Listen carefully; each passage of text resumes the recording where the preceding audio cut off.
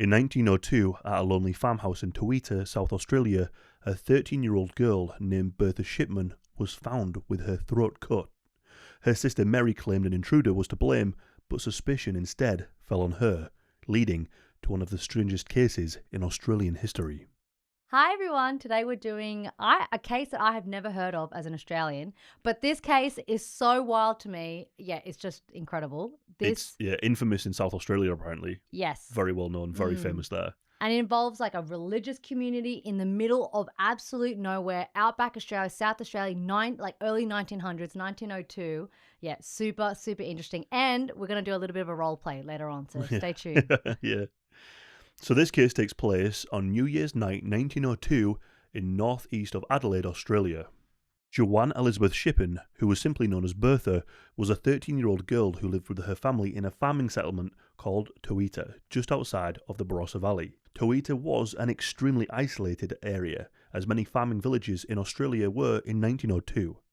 Despite the isolation, the inhabitants of this small village were very close-knit as they shared something significant in common. Towitta was a tiny German settlement with the Schippan family, along with others in the town being known as a Wendish family.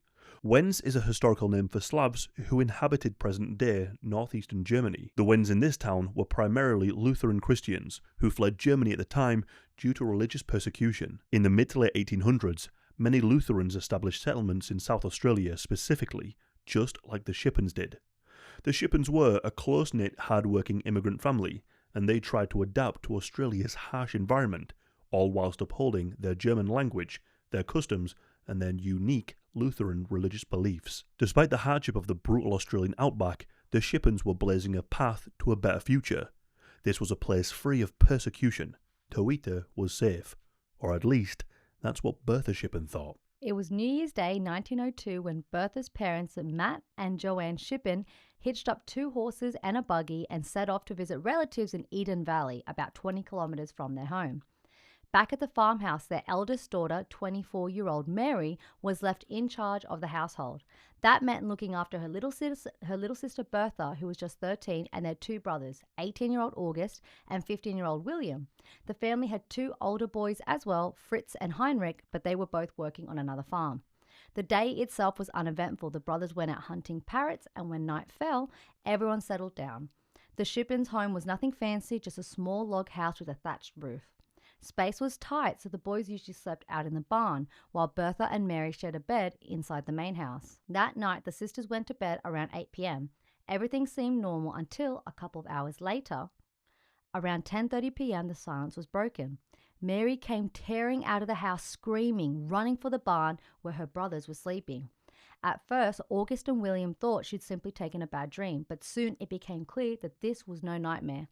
Mary told them she had awoken up to find a bearded man lying across her chest.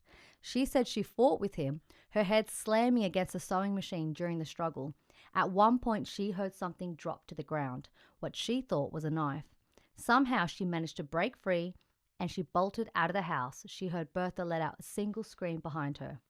Now, faced with this terrifying story, the brothers didn't dare go inside. August ran nearly 1 kilometre to a neighbour's place for help, but the neighbour refused, saying the police should handle it.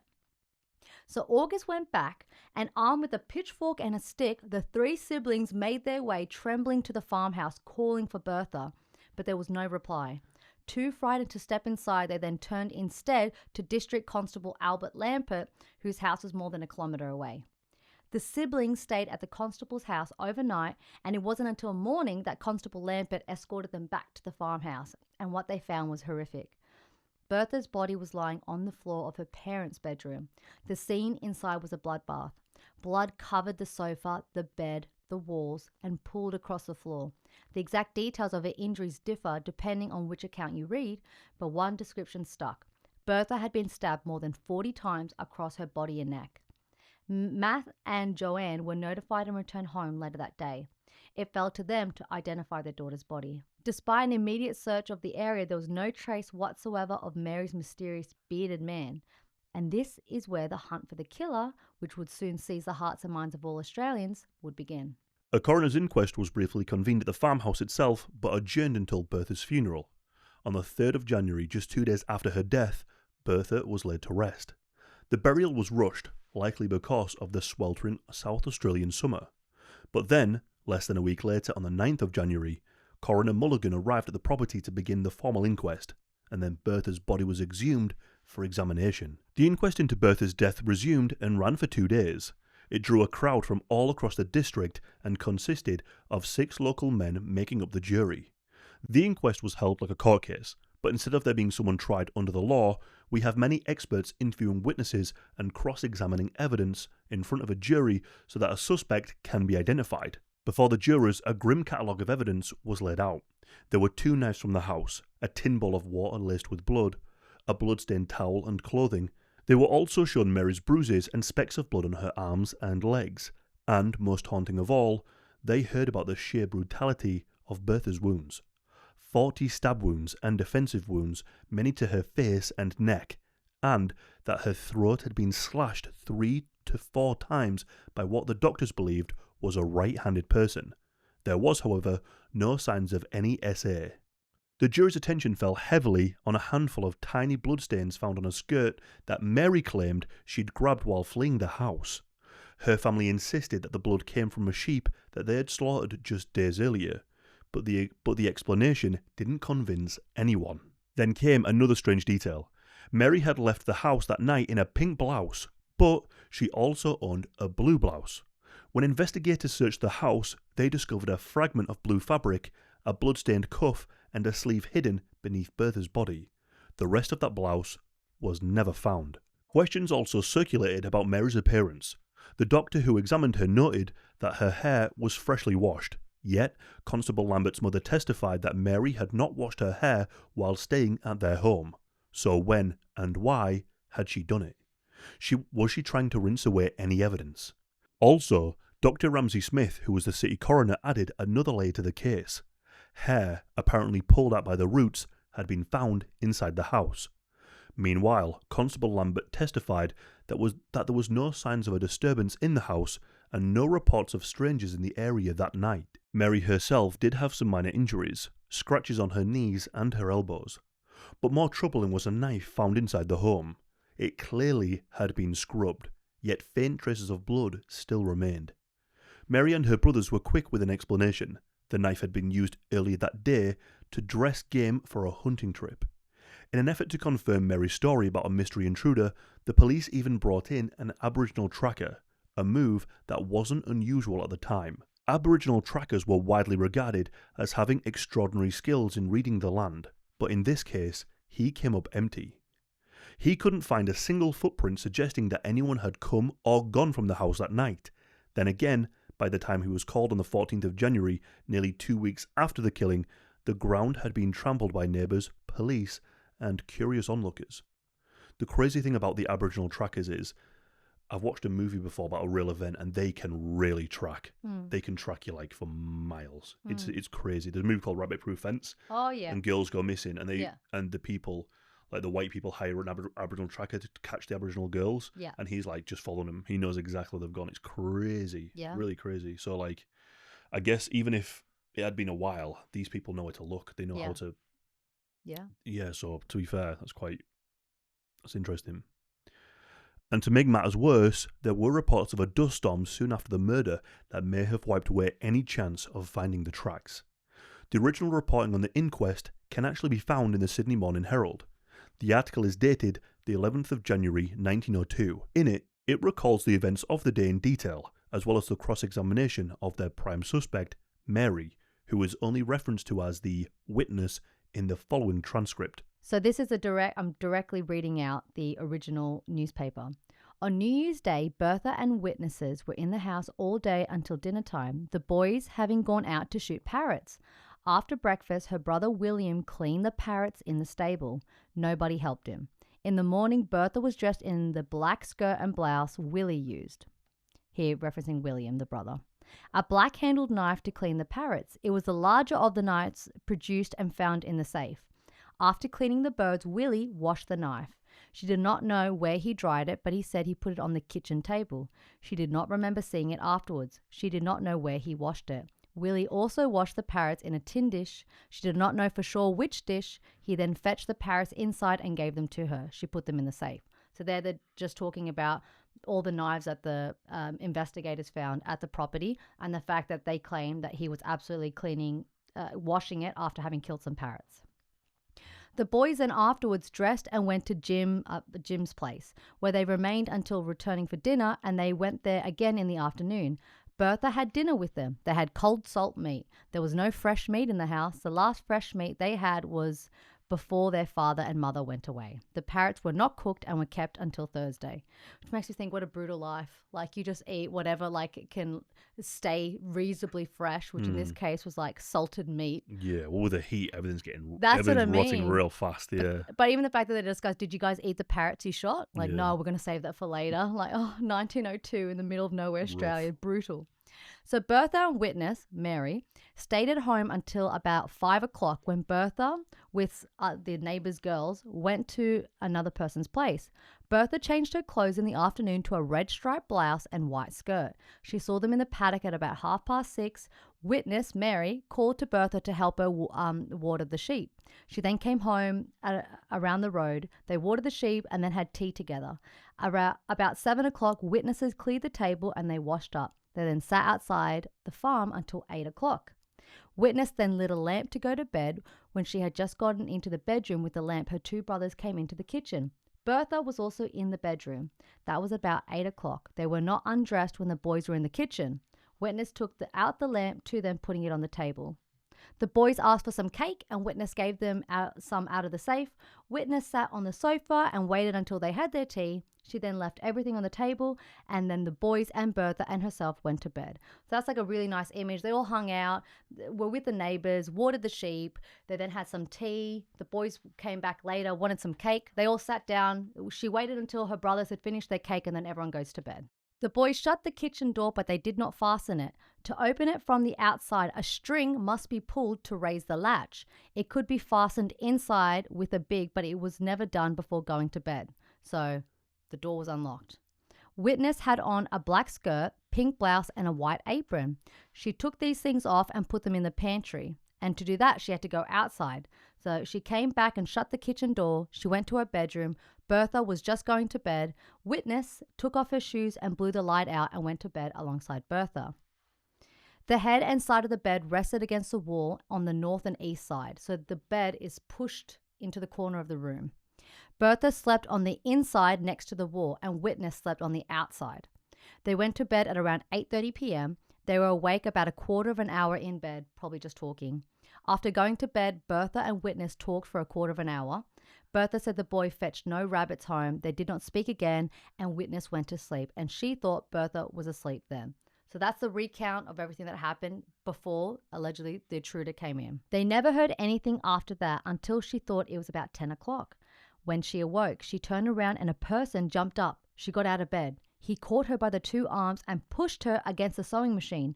Witness got near to the kitchen door and was knocked against a little table. Witness got near the middle door and felt he had something in his hand. She felt it was a knife. While she was just near the middle door, she heard something drop. That was the knife. She got loose. She had an old skirt lying on the chair in her bedroom near the middle door leading to the kitchen. She caught hold of this and rushed out from the middle room, through the kitchen and out of the kitchen door into the open air. So now we arrive to the transcript between the coroner and Mary. So the coroner says, was there no light? No, there was no light. How did you find your way to the door? I knew my way. How was the door? The kitchen door was closed with the latch on. I opened the door, caught hold of the string and pulled the latch up. From the time you woke up and when struggling, did you call out? Yes, I called out, August, August. Did you call out loud? Yes. Did your sister hear you? Yes, she called out, August, August. Was she in the bed? Yes, I think so. That was when I was struggling with the man. I heard her call out. Did your sister make any effort to get out of the bed while you were struggling with this man? I don't know that. There was nothing to prevent her. So let me get back to the reporting. She went across to the boys. When she passed the house, she heard her sister scream at once. When she got to the boys, she called, August. He did not get up at once. She then told him to get up because there was someone in the house. He did not believe it and said she was dreaming. She called again, "August, do hurry, get up, there is someone in the house." He got up and dressed. She said he had better go over to the neighbors to tell him to come over. August ran over. Witness and Willie, witness being Mary and Willie stayed in the boy's room until he returned. The neighbor did not come with him. He had told August that it would be better to go to the Lamberts to get to the constable. When August came back, he got a big stick. Willie and Witness got pitchforks and went to the house. August opened the kitchen door and lit the lamp on the table. Willie and Witness stood by the kitchen door. The middle door was closed and they could hear nothing. August called out once, "Bertha?" There was no answer. Willie said, "Look at the blood on the sofa." August blew the light out and they went outside. They shut the door and went up to Lambert's. She knew a man named Gustav Nitachki. So then we go back into the coroner, but before that, Gustav Nitachki, for everyone to know, is actually Mary's secret boyfriend. So then we get into the queries about this. So when it comes to this Gustav, the coroner asks, does he keep company with you? Yes. Is he your sweetheart? Yes. For how long? About a year. When did you see him last at the house before January 1st? I saw him on the Sunday before New Year's Day. Where? He was in the house. Your parents were away? Yes. Did anything take place between you and Nitachki that evening? No, not Sunday. Did anything take place at any time in the house on Sunday? No, only to Bertha. She went to Blenkeren's on Sunday afternoon. My two brothers were at Jim Blenkerton's on Sunday afternoon. When they were away, did anything take place between you and Gustav that afternoon in the barn? No, we were never in the barn that afternoon. And now it's your turn. Josh is now going to play the prosecutor, Mr. Sinclair. Get over here. Get over here, boy. Oh, so I'm starting. Yeah. Did Gustav do anything to you? Yes. What did he do? Legal back and forth. Had anything of a like nature taken place between you two in the barn? No. There was only a small window in the room. Yes. At 10 on this night, you could not see anything in the room at all. No. Did the man who come in have a beard? I don't know. I never touched his face. Did you not feel any part except the hands at any time? No. Prior to dropping it, you did not know he had a knife? No, not before. How long was the man in the room before you heard the knife drop? About 10 minutes. He was pushing me about. Besides knocking me against the sewing machine, Bertha was nearly as tall as I am. Was she sickly or strong? She was not so very strong because she had been ill about 6 months ago with bad fits. Since then, she had been in pretty good health. When you found the man, did you speak or call anyone? No, I did not speak or call out. Did you try to awaken Bertha? I just screamed out. Before you went out any time, did you hear her speak or get out of bed? No, I can't remember. Do you know if she got out of bed before you left the room? I don't know. When the man caught hold of your wrist, did you continue screaming? Yes, I screamed as loud as I could. Did you at any time call for Bertha's assistance? Yes, when the man had hold of me.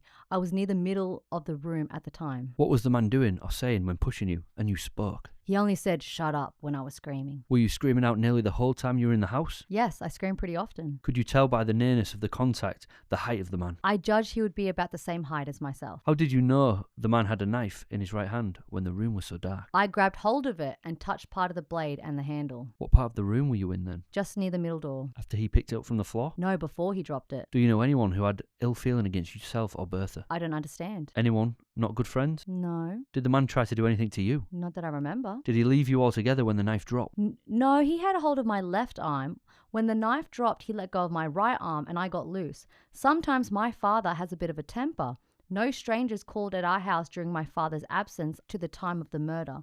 The stockings I went to bed in and to Lambert's are the stockings Dr. Steele took off me. I recognize the hair produced in the paper wrappings. I always wrap combings after I comb my hair until I get a number of them. Mine and Bertha's hair was down. The man caught hold of my hair only once. He grasped it at the back. That was about the middle of the room. He did not attempt any indecency. I don't know whether I shut the kitchen door or left it open when I left to call the boys at 1 o'clock. Have you got any particular garments for going to bed in? No, I always wear blouses. Did you sometimes wear a blue one in bed? Yes. When Dr. Steele and others were in the room, was anything given to you by Mr. Mulligan? Yes, 2 clean white towels. I got them out of the box. Did Mr. Mulligan say what you wanted them for? No. What became of them? My father said they were put in the coffin. And seen. Yay! Good job, Josh. All right, so to quickly summarize just what's just happened. So both the coroner and the prosecutor were asking a lot of questions as to how she knew what happened, considering she claimed that the room was so dark. And a lot of the questions was, were you screaming out? What were you screaming out? What was your sister doing? How could you judge the man, the height? What was he holding something? Did he have a beard? And there are a lot of details that will be more relevant later on in the case. One thing I did want to quickly mention, you and I were discussing, why did she grab her skirt quickly before running out? Like, I thought that was a really weird detail. But as you mentioned, she was probably just like sleeping semi, naked or whatever, and to be decent. And when we just reread through that, that's right. That's exactly what she said, that she usually just sleep in blouses, just in shirts. And then obviously she just quickly grabbed a skirt and ran out. So that checks out. Then came the most scandalous twist. Mary had admitted during the inquest that she had been in a relationship with 21-year-old Gustav, a fact that shocked her conservative community. When he testified, he admitted the relationship had been going on for more than a year, long enough to shatter Mary's reputation. After just an hour of deliberation, the jury returned their verdict. The local coroner, Mr. Mulligan, with tears in his eyes, delivered their finding.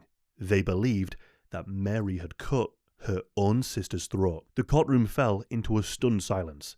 Mary broke down sobbing and she was led away, first to a cell and then to Adelaide the next day to face trial for the horrific murder of her own flesh and blood, her little sister. And going back to the coroner and what they were asking her, and the prosecutor, Mr. Sinclair, the fact that they were asking her about the boyfriend, what were you guys doing when your parents were away? Like, have you ever done anything in the barn? No, not that time, not that Sunday. And it was like super, just like, oh my gosh, could you imagine the goss, 1902? In those days, that would have been salacious. My great-great-grandmother slept with a guy from out of town. Really? And she was like ostracized from her family. Really? She had to leave the village, she had to leave. Oh my, well, imagine. She got pregnant. So no. He was illegitimate, but yeah. Oh my goodness. But that would bring shame on the yeah. family. Well, I mean, they were in those Lutheran, days. super strict, Yeah, and the dad and mom are away in town, and then the boyfriend is over the day before the murder happens. That's pretty salacious. And they were like, "What were you doing there? Did you have sex in the did you have sex in the butt? What was going on?" In those days, that would have made people assume that she was an immoral person, and probably would have gone, "Oh, she can do that. Yeah. She could kill her own sister if she's so immoral to sleep with a man out of wedlock or something like that." Exactly. So right now, people are viewing her as an immoral human being. For sure. Inside the jail, Mary found herself surrounded by thieves, prostitutes, and alcoholics, women that she had little in common with. But outside, the city buzzed. Many must have known the stakes. Almost 30 years earlier, a woman named Elizabeth Woolcock had become the first woman hanged in South Australia. If a jury agreed with the inquest's findings, Mary could very well be the second. Mary's trial began in 1902 in Adelaide and it lasted for 6 days. The trial was known as the event of the season. Locals swarmed the courthouse, some carrying picnic baskets as if they were off to a sporting match. Those who couldn't squeeze inside lingered outside in the heat, hoping for just a glimpse of the accused young woman at the centre of this brutal family tragedy. The case was considered so sensational that a team of horse and bicycle couriers were set up to relay news from Adelaide to all other towns and cities. Rival papers, The Advisor and The Register, tried desperately to be the first to publish the breaking news, but The Advisor had a secret weapon. They had brought with them a motor car. This was the first time in history that a car had been used for reporting the news, and it made Australian journalism history. And despite a couple of minor accidents, the speed of the new vehicle made it possible to continually scoop the opposition. Mary was represented by a leading South Australian barrister called Sir Simon. His fee of 50 guineas was paid by a local farmer who knew the Schippan family well. Simon relentlessly pursued the idea that Mary's boyfriend Gustav was the real culprit behind this case. Despite having a watertight alibi for the night of the murder, Simon managed to persuade the court that Gustav was the guilty perpetrator. He had treated Mary shabbily and had caused a rift between the two sisters. He admitted in court to sexual intimacy with Mary and openly flirting with young Bertha. At the same time, he was pursuing another local girl whose wealthy background made her a better marriage prospect. For 6 days, Adelaide was transfixed. Crowds jostled to catch a glimpse of Mary as she was escorted between the courthouse and the prison. Gustav, meanwhile, became a figure of public contempt. Simon painted him as the true villain, and mobs jeered him so violently outside the court that the police were eventually forced to provide an escort. By the final day, public sympathy had begun to swing firmly in Mary's favour.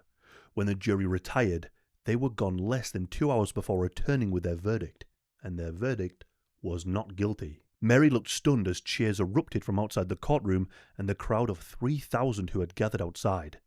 She left the court flanked by her parents, whilst Gustav was hustled out in the back door under police protection. The Schippan case was over, at least officially, but the brutal murder of 13-year-old Bertha was never solved, and to this day, whispers linger over whether justice was ever truly served. Unsurprisingly, Mary became increasingly reclusive following her acquittal. She moved away from the town that she lived in, where she had become known as the Grey Lady, as she always wore a grey dress and a grey bonnet. One local described that she walked around not looking at anyone, and people would say, "Oh, there goes the Grey Lady." It appears that she really copped it, and well, poor Bertha, well, she really copped it with a knife. Brutal. Great quote, that one. She later became ill with tuberculosis, and she spent time in a sanatorium. In early July of 1919, she passed away at her older brother's home near Morgan, South Australia. The old house where Bertha died is long gone, and the land is now owned by a farmer named Mark Grossman, who says that the place remains a magnet for the curious. We should definitely go there, by the way. It's no longer like... Not at the area, though. We should definitely go to the area. For sure. The farmer Mark states, "I quite often get a phone call from people ringing up asking if they can visit the cottage," he said. "I inform them that it wasn't the original cottage, but they still want to visit the site. They still want to see where this murder had taken place." So ever since this trial, one question has haunted South Australia. If Mary didn't kill her sister, then who did? So let's look at the possible suspects. So first of all, I just want to say I think it's Mary. So I want to look into why I think so. So to summarize, let's look at the evidence against her. Her hair was washed with no remnants of blood. That's a bit odd. Her ripped out hair was at the scene, although this could, maybe it wasn't her sister ripping out the hair. It could have been the attacker. A portion of her blue blouse was found under Bertha. We don't know where the rest of it is still today. No signs by anyone else in this close-knit community of a stranger passing through. Mary had minor bruises and specks of blood on her arms and legs. The house wasn't largely disturbed, suggesting a huge struggle might not have occurred. No signs of SA on Bertha. If it was Mary, though, what would have been her motive? So the leading theory at the time was that Mary killed her sister because Bertha had discovered that Gustav and Maria's had a secret relationship. That's what I think. Yeah. The day before the murder, Gustav had visited Maria and the two spent the evening alone in the kitchen even after the sun had gone down. Remember, religious community, 1902. Gustav even testified. So this is what his testimony at the inquest was. So Gustav said, "I have been keeping company with Mary about 12 months. I remember being at the Shippans' farm on Sunday, New Year's Day and afternoon. Only Mary was at home in the afternoon. We were together at 10 o'clock at night in the kitchen. Bertha was in the next room. There was no light in the house at all that night. Bertha was in the kitchen for a short time when she returned from the neighbours. She was there for about an hour. I was speaking and joking with her. Mary and I were on the sofa. Bertha was at the other side of the room. I said I was going to town and asked Bertha if she would like to come with me. Bertha replied, 'You had better ask Mary.' Bertha went to bed and Mary and I remained in the kitchen. The door connecting from the kitchen to the bedroom was closed. I cannot say whether Bertha knew of what took place. Neither of the girls spoke to me as to when she expected the parents home."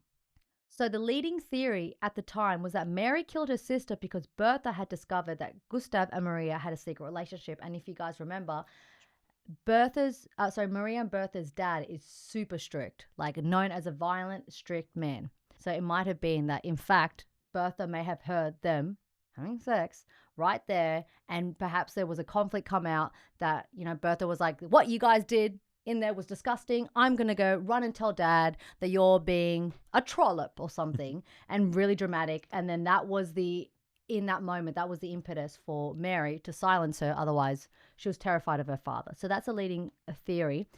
One thing for me, though, is that as we were going through this case, I was thinking it is really unusual, her testimony. So initially she was like, the place is pitch black and I was woken up by a man leaning over me, but there's no sign of SA between the two girls. She wakes up. pitch black, but she thinks he has a beard, even though she said she didn't touch his face. And then she's like, hey, I heard a knife. Like, I think he had a knife because I heard something drop and I thought it was a knife. But under the cross-examination with the prosecutor... She felt it, didn't she? She said that she felt the knife. How do you feel a knife and struggle with a man who is surely going to overpower a little woman? How does she come out of that with just little scrapes and she grabbed a knife but wasn't cut by it? It all seems a bit odd. Also, she wears that blue blouse that was covered in blood that was underneath Bertha. That's and the that was damning her piece, right? That was her blue blouse. This is my theory. And she also said she would also sleep in that blouse as well. Yeah, and she also had washed hair. And she alleged that she was screaming during this whole event, and so was Bertha. And yet no one heard them. The only time August woke up was when she ran up to him and woke him up, allegedly screaming. So my theory is that at this whole point, I thought it was not. I didn't know who had done it, but this doesn't make sense to me. I genuinely now think she must have had a screw loose. I think she literally got over her top of her sister, and that's why there's no big struggle. There's no evidence that a man rummaged and there was this big fight and everything was tipped over and there was a big crime, like a struggle took place. I think she literally just got on top of her sister, slashed at her in a fury. There's so many that doesn't, absolutely attacked her in the bed. She was saturated in blood, but no one's heard anything because she overcame her sister. She washed her hair, got rid of the blouse, not realizing a little bit of it tore off underneath the sister, discarded it because we don't know where that blue blouse is. She washed herself, hence why her hair's washed, and then she kind of helped stage the scene, and then she's like, all right, now it's time to put on the act, runs out to the brother and wakes him up. That's exactly what I was thinking as well. Yeah. As we were going through this, I was like, oh, yeah, that kind of lines up. It's the blouse that got me as well, the fact there was still part of her blouse underneath. Why would that be there? Yeah. The only reason why it would be there is if a struggle ensued. Yeah. Mm. But also because where's the evidence of the man? I mean, okay, yeah, I know the Aboriginal tracker, there was a big dust storm, so you couldn't track that aspect of it. But more so like, realistically, if there was a man, you'd expect SA, you'd expect, Mary to have been completely overpowered and slashed at. Mm-hmm. Why does she only came out with a slight scratch? It's because she was on top. Yeah. That's what I think. But anyway, that's a leading reason that perhaps, and especially considering the boyfriend, Gustav, had asked Mary. So basically the night before, they're all hanging out, and Gustav asks Bertha, hey, would you like to come to town with me? And then Bertha says, you should probably ask Mary this, I'm not comfortable with that. And perhaps Mary heard him asking her little sister, do you want to come to town with me? And maybe she got jealous. We should look at as well, what was the population of the town at the time as well? Because if someone did come in, like a stranger who did, let's say a bearded man, a stranger came and killed her, I feel like that would have been seen. Maybe. Well, I do know the answer to that. It's around 200. 200, yeah. Yeah, I feel like it's a small town. Really small. I can't imagine there's like a ton of roads leading into it, so there's probably like one or two. That's what I mean. Someone should have seen it. It would have been one in, one out kind of thing. Because there are towns like that now in Australia. There was one road in, one road out. Yeah. So someone probably would have seen something. And no one did. Something, because you can only arrive via a car. Yeah. Probably wasn't a car. It would have been way too expensive. Or by horse. Yeah. Someone would have heard something. Yeah. Surely. But that's why I think they originally thought, yep, the only real suspect here is Mary. But it was only because, the prosecutor, the defense, Dr. Sir Simon, was so great that he did a trixies and convinced everyone that it was the boyfriend who had, by the way, an airtight alibi. So he literally just played the jury to say it could never been her. It was actually the boyfriend who corrupted her and the whole thing. So they didn't really disprove that she wasn't. They just kind of deflected and put the blame on someone else. Man, it's obviously her, isn't it? So as we just said, the second theory is that Gustav was the one who killed her, but as we mentioned, he had an airtight alibi, so we can pretty much just rule him out as a suspect. The third suspect that people could think it could be is the father. So another leading theory is the girl's father, Matt Schippan, and that he was the one responsible, as he had a reputation for being a hard, violent man, a strict disciplinarian with a fiery temper. Matt was known to often punish his children for anything he disapproved of. He was known for violent outbursts, and his children were very afraid of him. This was not uncommon at the time, especially in small rural communities, and even more so in very religious ones. A man known as Mr. Rosenvig was recently interviewed from the area, and he claims that his own grandfather knew Matt. Mr. Rosenvig said that the father Matt was the real killer. He said that he was a nasty piece of work and how Matt wasn't a stranger to the law. In 1896, Matt had once fired a shotgun at a neighbouring boy, and he stood trial in the Supreme Court after shooting a young man in the leg during a dispute. He was acquitted, but the incident left locals whispering about his volatile nature. This man, Rosenvig, also repeated dark rumours that Matt had once killed a travelling man who had got too familiar with Mrs. Schippan, and that the young Bertha may have actually witnessed this. This rumour originates from the claim that Matt had confessed to the killing on his deathbed. According to the story, Bertha had threatened to reveal what she knew. Fearing exposure, Matt supposedly rode back from Eden Valley that New Year's night, cut Bertha's throat, and then rode back before morning. When dawn came, locals claimed one horse was dripping with sweat while the other one was dry, proof, they said, that he had made the midnight journey. However, not everyone believes this theory. One historian who studied the case flatly rejected it, arguing that the trip was simply impossible. This historian said he couldn't have got there and back to Eden Valley by the morning time. He said the terrain was too rocky. I don't think that for one moment he did it. If you ask me directly, I think Mary did it. And of course, the final theory, maybe there was a serial killer, but I think it's more like it was someone from the inside. Because as you said, someone on the inside, whether it was the, Mary or, the father coming in through or something, it's a local that someone would have recognized. Even if it was in the middle of the night, You'd probably hear something. It's the dead of night. Yeah. It's not like today where there's cars and traffic and noise Yeah. all the time. If you hear like a horse True. Exactly. making that, what do you call it? And the boys, Noise. August and Willie, surely they would have heard a horse like rock up next to the Mhm. house and like, I don't Unless know. the horse, he set up outside and then walked in But and he would have crept had to in. have insider knowledge of how to get Yeah. in and then just like lay across the girls. Yeah, it doesn't make any sense. What makes sense is Mary doing it. Yeah. I was like, I had no idea about this case until right now. And I'm like, yeah, she did it Yeah. for sure. Has that Hinterkaifeck vibe. Yeah, 100%. Just that little vibe of mystery and old-timey, middle of For nowhere. sure. For sure. Not quite as paranormally eerie, but like it still has No. that weird element to it. But But yeah, I was like, it's rare to get a woman though to get on top of their sister. it's also rare for a woman to kill that brutally. It's That's what very I mean. rare It's for usually women. like Yeah. poison. It's poison or some kind of like sophisticated method, Yeah, not outright full-blown, bloody, that's right. violent murder. But does it give the sense of jealousy, Well, this was an extreme crime of passion by the sounds of it. passion? Because That's what I she mean. almost decapitated her. She sliced her throat Yeah. 4 times. So she's obviously trying to go through her neck. Yeah. Stabbed 40 times is a crazy amount of times to stab someone. You got to think, For like, sure. when you really think about how many times it is, if you play it on your head, 1, 2, 3, For 4, sure. 5, 6, 7, 8, 9, 10.